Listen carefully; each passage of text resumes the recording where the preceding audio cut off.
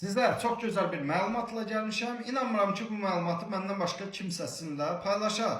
Ona görə də siz kanala abunə olursunuz, mən də keçirəm mətləbə. Amma videonun sonunda çox bomba bir söhbət var. Diqqətlə sona kimi qulaq asın. Siz elə bilirsiniz ki, bankdan kredit götürəndə bank elə ancaq faizdən qazanır. Vay, sadəlöf olmuyor. 2025-ci ildə Azərbaycan Kredit Bürosu 205 milyon 100 min soru qəbul edib. Bunun 180 milyon da toplu sorğudur. İndi toplu sorunun olduğunu xalq dilində mən sizə izahlayacağım. Ondan əvvəl onu bildirim ki, ötən il büro 128 milyon 100 min scoring sorğu, 124 milyon 700 min də toplu sorğu qəbul edib.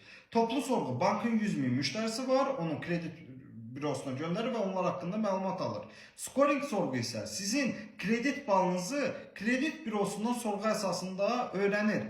Bəs yaxşı, indi sona çatdıq. Bunun maraqlı məqamı nədir?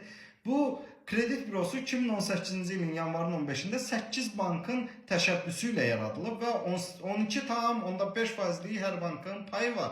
Bank ABB, Paşa Bank, Kapital Bank, Halk Bank, Bank Respublika, Unibank, Ziraat Bank və Rabitə Bankın payı var burada. Və ən əsas məsələ də bu 8 bank ötən il 950 min manat oradan pul qazanıblar.